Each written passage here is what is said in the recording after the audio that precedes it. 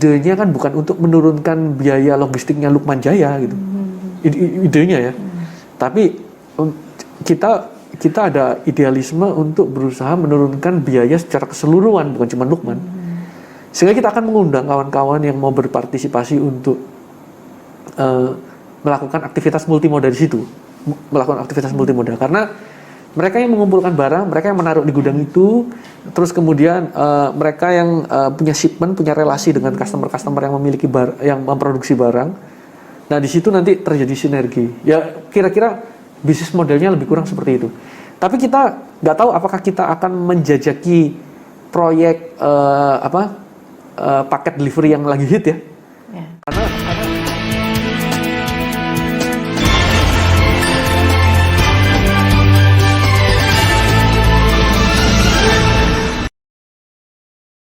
Karena tadi kan juga Pak Kiai sudah menjelaskan kita rencana Lukman Jaya dari 2016. Namun kan mungkin ada kendalanya selain regulasi atau masalah perizinan. Nah itu berarti kapan Lukman Jaya mendapat perizinan itu dari 2020 itu Pak? 2020. Oke, perbedaannya apa sih Pak untuk usaha izin angkutan moda dengan angkutan umum lainnya pada umumnya? Oh gini, bukan. Kalau izin multimoda, Lukman Jaya udah dapat dari 2018. Izin multimoda loh. Kalau Lukman Jaya Land itu izinnya lain. Karena Lukman Jaya Land itu izin peruntukan penggunaan lahan. Izin peruntukan penggunaan lahan itu untuk digunakan untuk aktivitas intermoda di situ. Makanya kita punya landasan hukum Perpres 60 tahun 2020. Landasan untuk berusaha intermoda di situ intinya. Tapi kan ada izin-izin lain yang mengikuti. Perpres kan izin tertinggi ya sebenarnya ya. Nah setelah itu ada izin runtutannya dari pemerintah Jabar, contohnya izin peti kemas, depo peti kemas, izin ini, izin itu, lain-lainnya yang perlu kita urus gitu. Nanti untuk menjalankan usaha di situ sesuai dengan bidang yang kita lakukan. Karena untuk saat ini belum ada namanya izin terminal intermoda, nggak ada. Nah, sedangkan kalau kita bicara tentang izin multimoda itu berarti izin untuk operasi melakukan pengiriman menggunakan lebih dari satu moda. Nah, di situ kan ada beberapa kegiatan konsolidasi muatan itu salah satunya. Kemudian pergudangan, custom clearance. Jadi beberapa aspek untuk melakukan kegiatan pengiriman menggunakan lebih dari satu moda itu kita udah dapat dari 2018 sebenarnya. Dan kalau bicara aktivitas multimoda sendiri, kita sebenarnya juga udah melakukan multimoda domestik ya. Kita memang nggak bekerja secara internasional menggunakan lebih dari dua moda yang jelas. Menggunakan lebih dari satu moda itu udah kita lakukan. Nah sekarang tinggal kalau kita bicara kegiatan izinnya, izin BUAM namanya ya, izin Badan Usaha Multimoda ini itu didasarkan pada PP 8 tahun 2011, Peraturan Presiden Nomor 8 tahun 2011 tentang angkutan multimoda. Kemudian PM 8 tahun 2012 tentang penyelenggaraan angkutan multimoda, itu PM turunannya. Nah, izin BUAM ini sendiri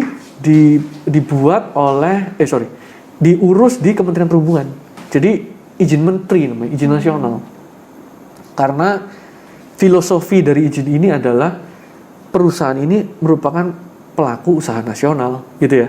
Sehingga tidak diperlukan lagi izin di pemerintah daerah hanya untuk menyelenggarakan angkutan multimoda. Itu filosofi awalnya. Nah, dalam perkembangannya memang cukup lamban karena bicara izin multimoda sendiri ini beririsan gitu ya dengan beberapa perizinan yang lain gitu. Salah satu izin yang lain itu izin postel.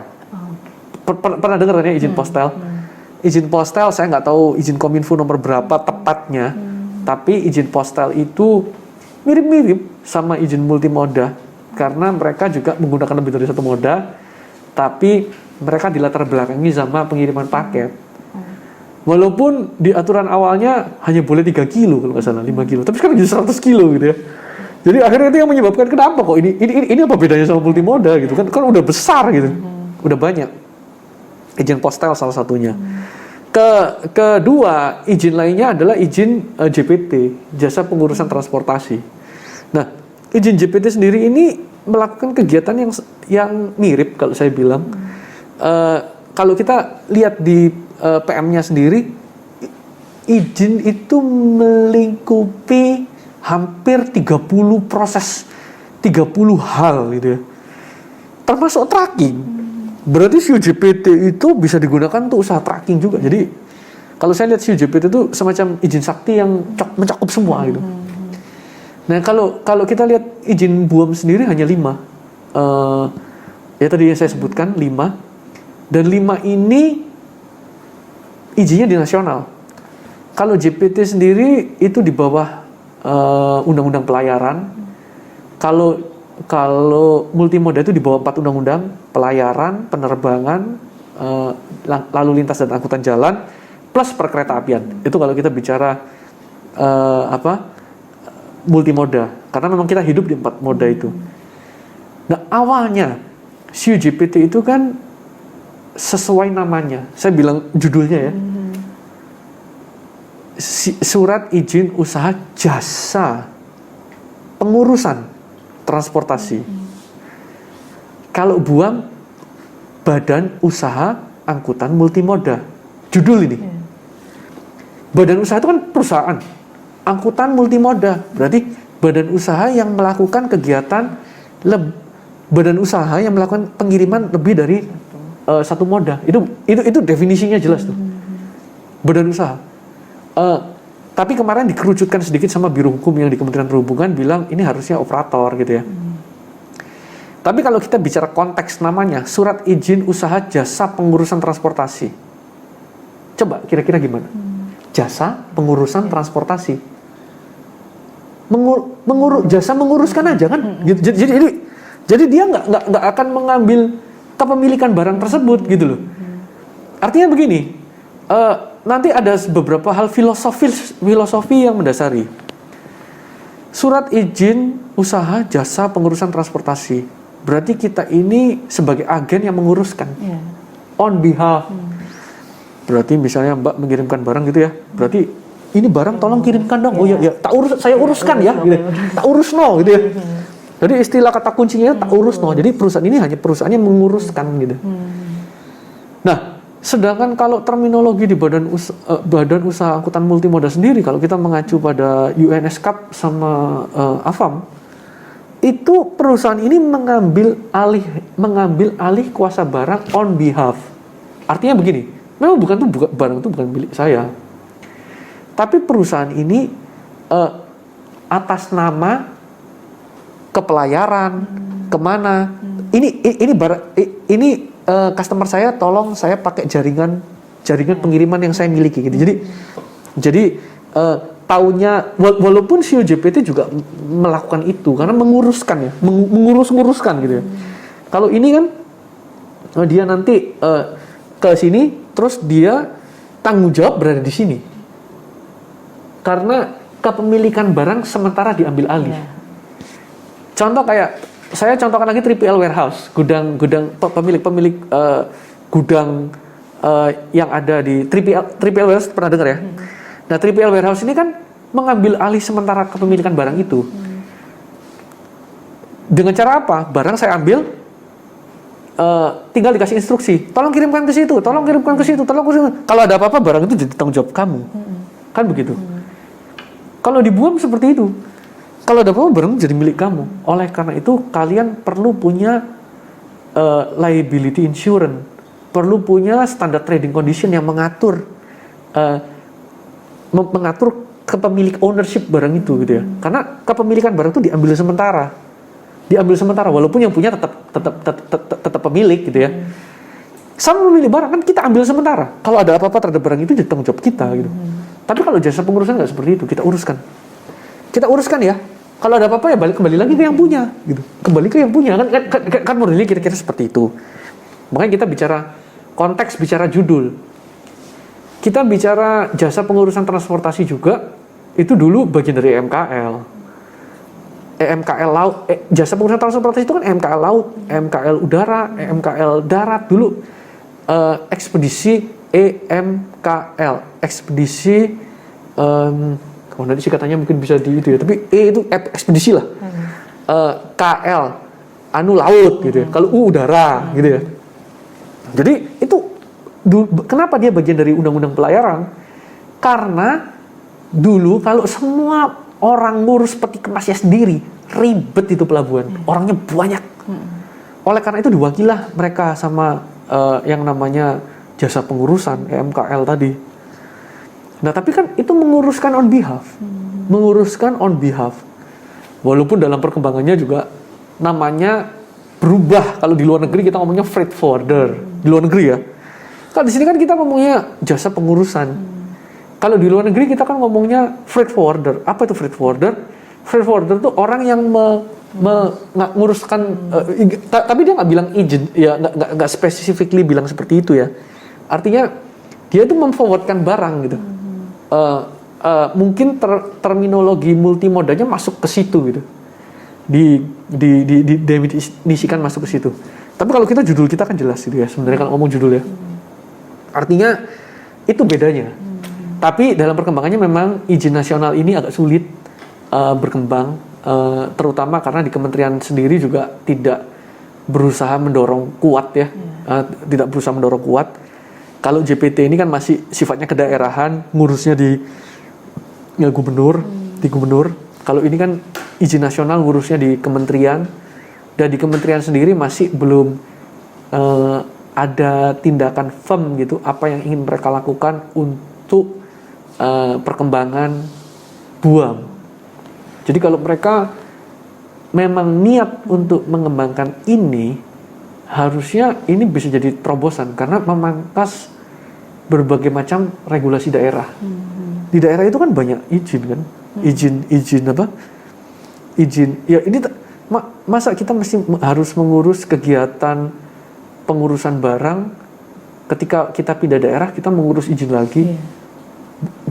Kita jadi koleksi izin dong. Namanya koleksi izin, maksud saya ya, misalnya gini, saya operasi di 34 provinsi, ya saya koleksi tanda tangan, saya jadi fund dari 34 gubernur gitu ya. Artinya itu kan menyebabkan biaya mahal gitu ya. Apa perlu gitu mengurus izin berkali-kali? Sedangkan proses buam ini sangat simpel, sekali aja udah beres gitu ya. Walaupun tadi sosialisasinya masih sangat minim. Masih minim. Jadi anggotanya baru 15 yang terdaftar. Oke. Kan kita tahu nih Pak, untuk izin usaha multimoda ini menjadi polemik ya Pak ya. Nah itu apa sih Pak alasannya beberapa perusahaan yang untuk menolak pengurusan izin ini? Ya tadi itu. Ya, selain itu. Ya, polemiknya karena itu. Pertama, tadi kan saya ceritakan keuntungannya ya. Dia lebih simpel. Kalau izin yang lain agak lebih kompleks. Kemudian kalau kita bicara, kebetulan saya di IMTA juga ya. IMTA itu kan atau PPMTI ya, Indonesian Multimodal Transport Association dan Perkumpulan Perusahaan Multimodal Transport Indonesia. Singkatannya, saya di sana sebagai Sekretaris Jenderal, ketua umum saya Bu Siti Ariyanti. Jadi memang kalau kita bicara sedikit tentang keuntungannya tadi, sebenarnya keuntungannya jelas kok. Lebih simpel izinnya gitu ya. Ya memang sangat memerlukan dukungan masif dari pemerintah untuk mensosialisasikan. Tapi teman-teman yang lain kalau saya lihat, saya juga nggak paham. Saya lihat karena minimnya sosialisasi aja kalau saya lihat. Karena keuntungannya jelas. Dan sulitnya mengurus izin. Sulit mengurus izin multimoda itu. Saya dengar beberapa anggota kita itu harus bolak-balik sampai berbulan-bulan. Ada yang ngurus sampai hampir setahun gitu ya. Jadi hal-hal semacam ini akhirnya kita itu mendapatkan hambatan dari pemerintah sendiri dalam melakukan pengurusan izin, dalam sosialisasi untuk mempermudah gitu ya. Khususnya apalagi teman-teman yang memang udah beroperasi sebagai mengurus keagenan atau jasa pengurusan begitu lama, harusnya kan dia tinggal upgrade aja ke izin buam. Toh mereka juga udah melakukan bisnis itu. Kalau ngurus izinnya sulit, tentunya kawan-kawan males kan. Jadi saya mesti menggarisbawahi tentang sulitnya mengurus perizinan di pemerintah. Itu sebagai biang utama lamanya pengurusan multimoda selain sosialisasi ya, karena harusnya pemerintah lebih mensosialisasikan hal ini dan ingin ini untuk berkembang, karena bagaimanapun juga regulasi ini produk pemerintah. Asosiasi nggak menerbitkan aturan loh, bener kan?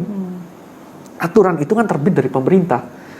BUAM itu ada undang-undangnya, 4 undang-undang, ada PP-nya, PP 8, ada PM-nya, PM 8. Loh, ini udah aturan lengkap. Kita bicara perusahaan truk, malah lebih miris kalau saya bilang. Perusahaan truk itu memang ada di undang-undang LLAJ, ya, ada di PM 60, tapi nggak perlu badan usaha. Cuman aturannya itu hanya mengatur aja, tapi nggak ada badan usaha. Nah, kalau ini kan disebutkan badan usaha gitu ya, yang ini. Artinya kalau di truk itu semua badan usaha boleh sih ngurus truk, pokok kalian patuh sama ini gitu. Kalau di situ. Jadi walaupun saya ini perusahaan sembako ya saya boleh punya truk, nggak ada masalah. Saya jadi perusahaan angkutan bisa aja gitu ya. Nah kalau di BUAM ini kan diatur spesifik. Kalian butuh izin BUAM untuk operasional. Izin itu produk pemerintah. Asosiasi itu nggak ada sangkut pautnya sama sekali untuk mengatur itu, nggak ada. Asosiasi itu adalah perkumpulan, saya definisikan ulang. Asosiasi itu adalah sekelompok perkumpulan kepentingan yang sama, sekelompok kepentingan yang sama. Tujuannya bukan untuk menguasai regulasi, bukan, tapi untuk bermitra dengan pemerintah, untuk bermitra dengan pemerintah untuk menyelesaikan masalah di perusahaan gitu ya. Kalau kita bicara badan usaha nih, artinya asosiasi tidak menguasai izin usaha, mau izin usaha apa aja terserah. Tapi kita hanya mewakili teman-teman yang lain agar teman-teman yang lain ini ada permasalahan apa kita sampaikan gitu ya. Salah satu permasalahannya tadi ngurus izinnya susah, itu udah kita sampaikan berkali-kali. Nah, hal-hal semacam itu disitulah peran asosiasi, karena kalau ketika asosiasi itu melakukan lebih dari itu ya agak sulit ya. Jadi artinya dia berfungsi sebagai regulator dong gitu. Untuk saat ini sudah berapa perusahaan Pak yang sudah memiliki izin usaha multimoda? 15 ya. Oke. Terakhir Pak, harapan Pak Kiat dari Visi Lukman Jaya, dari yang tadi kan sudah memiliki proyek intermoda, terus sekarang juga angkutan moda, multimoda. Nah, itu harapan Pak Kiat apa sih? Ya, nah tujuan utama kita nih ya, sebagai perusahaan kita kan juga ada proyek kita juga ada idealisme. Dari dulu ketika kita berkecimpung di bidang ini, kita ini juga punya tanggung jawab secara moral untuk menurunkan biaya logistik yang ada di Indonesia. Tidak hanya biaya transport, karena biaya logistik kita ini tinggi, ya. Walaupun banyak yang ngomong lah, kita kan negara kepulauan lah, negara apa, kita kan beda, ya beda-beda. Tapi kenyataannya barang kita nggak kompetitif, udah simpelnya kan begitu. Masyarakat kita sampai sekarang masih mengeluh, kok mahal gitu ya, biaya logistiknya mahal dan lain-lain. Nah, oleh karena itu kita kembangkan project ini, walaupun mungkin saya akan lebih untung kalau saya bangun apartemen aja, pusing-pusing amat. Saya mikirnya kan gitu awalnya. Izin multimoda ribet amat. Waktu saya pertama kali loh tahun 2000, saya lebih awal dari 2014. Tapi mulai penguasaan lahannya secara masif mungkin ya di 2015-2016 itu mulai naiknya. Saya mikir, wah ribet amat ngurus beginian, saya buat perumahan aja lah, buat apartemen di situ kan menarik juga. Udah jadi TOD, ada stasiunnya, saya bayangnya begitu kan. Izinnya juga izin pemukiman awalnya di Perpres 54. Nah tapi kan kita nggak buat, gitu. Kita tunggu loh sampai bersabar sampai menunggu bertahun-tahun. Udah banyak juga yang kita gelontorkan ke situ kan. Artinya kan itu uang kan bukan tanpa biaya gitu ya. Nah, sehingga ketika masuk ke sekarang kita tunggu kita multimoda, idealisme kita masih sama. Kita berharap sih akan ada penurunan biaya logistik di negara ini gitu. Itu harapan kita. Di satu sisi ini juga masalah masa depan, juga masalah survival gitu ya. Juga masalah pengembangan perusahaan ke depan. Karena pengembangan perusahaan ke depan, truk ini juga masa depannya juga semakin menurun. Kalau saya lihat, karena Pertama, beberapa hal yang mendasari hal itu. Ongkos angkut nggak naik, nggak pernah naik. Apalagi sejak zaman Pak Jonan jadi Menteri SDM. Solar turun, pangkas sama dia kan. Wah langsung harga berantakan. Sekarang pun nggak ada angin, nggak ada apa, orang minta turun harga juga banyak. Kalau sekarang ya. Nah ada COVID sih, karena COVID. Tapi ya itu minta penurunan harga. Sedangkan di satu sisi kalau kita beli mobil itu ada rumusnya kayak Intel. Intel kan katanya tiap berapa tahun sekali kan dia 2 kali lipat gitu ya. Kalau rumusnya itu loh, rumusnya apa chip gitu ya. Berapa tahun sekali lah saya lupa. Dia 2 kali lipat gitu. Truk sama. Truk tuh 10 tahun sekali 2 kali lipat. Jadi ya lebih lambat dari Intel sih. Intel mungkin 5 tahun lah. Dia itu tiap 10 tahun dia itu harganya jadi 2 kali. Cepet 100 awalnya jadi 200, 10 tahun kemudian 200 jadi 400 10 tahun kemudian. Harga kita nggak naik-naik. Akhirnya yang terjadi adalah kawan-kawan itu dilematis kalau lihat. Pertama, dia mau beli mobil baru, harganya juga sama gitu ya. Terus kemudian invest juga nggak jelas masa depannya. Memang sekarang ya banyak juga. Akhirnya begini, dulu yang bisa beli kredit separoh masih hidup, sekarang kalau belum ada mobil yang lunas nggak bisa deh, kayak sulit. Mungkin strategi orang masuk sekarang udah harus mulai masuk ke pembelian aset murah dulu gitu, nggak bisa langsung serta-merta masuk. Jadi kalau kita lihat industri ini kan industri yang matang ya, industri yang matang. Maksudnya matang begini, udah dari tahun 60-an kali usaha truk gitu ya, mungkin jauh sebelum itu gitu ya. Artinya industri ini udah cukup lama. Dari tahun 60, bilang aja 60 lah, saya nggak tahu awalnya ya, mungkin teman-teman lebih tahu gitu. Dari 60 sampai 2020. Berarti industri ini udah berkiprah 70 tahun gitu ya. Kalau ngomong angkutan barang, mungkin ya udah lebih jauh dari itu. Tapi kalau truk di Indonesia mungkin kita bisa telusuri kapan truk itu ada di Indonesia ya. Artinya dia mulai 70 tahun itu termasuk industri yang matang. Matang tuh artinya semua industri akan melalui satu fase yang sama. Lahir, tumbuh, berkembang, turun, mati gitu ya. Itu kan fase industri. Matinya masih lama lah kalau truk kayaknya. Bukan mau mati tapi nggak mati-mati gitu. Jadi modelnya lebih ke situ. Kalau kita bicara TV tabung. Handphone aja lah, handphone lebih cepat fasenya. Smartphone sekarang masih merajai. Dulu Nokia itu kan handphone jadul lah kita bilangnya. Handphone jadul kan udah masuk fase begini, berkembang, anjlok, mati dia. Diambil alih sama telepon yang lain, diambil alih lagi sama telepon yang lain, kan begitu. Kalau truk ini juga udah masuk, naik, berkembang. Ini kalau saya bisa runutkan tahunnya, fasenya ini cukup lama take off-nya nih. Sampai di tahun 98, berkembang itu peak-nya itu di tahun 2013. Sekarang ini kita masuk ke fase decline sampai tahun 2020. Jadi kita tuh masuk ke kurva begini nih. Tapi nggak mau mati-mati gitu. Artinya matinya kapan sih truk itu? Kalau tahu-tahu kita ketemu teknologi kayak Star Trek gitu.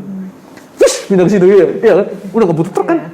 Ya itu industrinya bubar itu. Jadi artinya semua industri akan memasuki fase yang sama kayak manusia gitu ya. Dia akan lahir, dia akan mati gitu. Nah, yang penting ketika kita lahir masuk ke fase puncak, kita sekarang udah menyiapkan fase berikutnya. Artinya kita menyiapkan fase berikutnya. Kita ya meyakini multimoda di Indonesia ini masih tahapan anak gitu, masih tahapan anak. Karena yang ini belum mau mati-mati gitu. Ini masih begini nih. Ini begini mau naik gak bisa. Ini begini gitu. Jadi ketika nanti regulasi di itu ini akan tertata sendiri. Tapi gini maksudnya, dia nggak akan mati kalau saya lihat. Selamanya truk juga akan diperlukan. Walaupun ada hyperloop lah, kita bicara teknologi yang udah di awang-awang ya. Bicara hyperloop, bicara kereta cepat gitu ya, kereta barang cepat, hyperloop. Emang rupanya orang di stasiun semua? Kan enggak, ya kan? Semua juga punya alamat sendiri-sendiri. Hyperloopnya ada di Halim, kan nggak semua orang tinggal di Halim. Ada yang tinggal di Cengkareng loh, gitu. Gimana nasibnya? Ya dikirim pakai truk lah, kan gitu. Jadi artinya nggak akan menghilangkan sama sekali, tapi akan terjadi konsolidasi. Ketika terjadi konsolidasi, tadi kan saya sampaikan berkali-kali, yang penting itu konsolidasi, terjadi efisiensi sehingga terjadi penurunan biaya. Karena sekarang ini kita udah masuk fase apa ya, hidup segan mati tak mau gitu. Kebayang kan? Mau hidup juga sulit, mau mati juga nggak, jangan gitu ya. Jadi mau mati takut mati, tapi mau hidup juga sulit gitu. Jadi kata-kata itu pas itu sebenarnya, hidup segan mati tak mau. Itu kata-kata yang pas di kondisi keadaan angkutan truk sekarang, karena mau hidup juga kok sulit, mau mati juga kok sayang gitu ya. Matinya biasanya kalau anaknya udah nggak mau terusin. Itu dilema perusahaan truk. Biasanya anaknya nggak mau terusin atau ada masalah keluarga, biasanya begitulah kalau kita bicara masalah di angkutan. Kalau enggak ya perusahaan truk yang kawak-kawak itu yang lama-lama saya itu juga cukup tahan terhadap krisis ya, mereka udah melewati krisis berkali-kali, tapi selalu kondisi dilemanya di situ. Oke, siap. Terima kasih Pak atas waktunya, menarik sekali pembincangan hari ini. Oke, cukup sekian perbincangan kita dengan Pak Kiat. Sampai ketemu.